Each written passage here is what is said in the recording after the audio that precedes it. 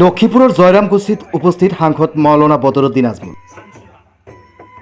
গোৱালপাৰা জিলাৰ জলেশ্বৰ সমষ্টিৰ জয়ৰামকুচিত অনুষ্ঠিত বড় সাহিত্য সভাত অংশগ্ৰহণ কৰে ধুবুৰী লোকসভা সমষ্টির সাংসদ বদরুদ্দিন আজমল।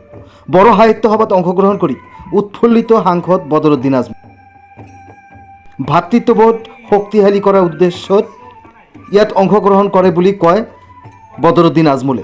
লগতে এইবোৰ অঞ্চলৰ বাবে বহুত কম কাম কৰিছে, আগন্তুক দিনত বেছিকৈ কাম কৰিব বুলি মন্তব্য আগবঢ়ায় সাংসদ বদৰুদ্দিন আজমলে। বহুত ভাল লাগিছে ভাই, 20 বছৰৰ ভিতৰত ইমান ভাল লগা নাই। আজি প্ৰথমবাৰ আমি বড়ো সাহিত্য সভা 15 ইয়াৰ গোল্ডেন জুবলিত আহিছিলোঁ, বহুত ভাল লাগিছে। আমি সদায় এনেকুৱা আহিব লাগে, আহি এটা ভাতৃত্ব বাঢ়িব, চিনাকি বাঢ়িব, মায়া মহব্বত বাঢ়িব, সেইটো নাই।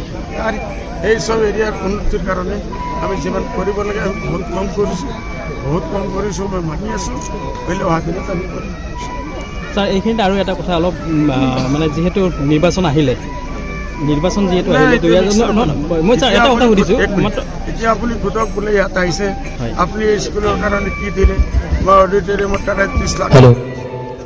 আপোনাৰ কাৰ্যকাল আৰু এটা বছৰ আছে, আৰু কিবা ডেভেলপমেণ্ট কৰাৰ মানগোনাं আৰু দিম আমি কৈছোঁ जोंनि लक्षीपुर गुदि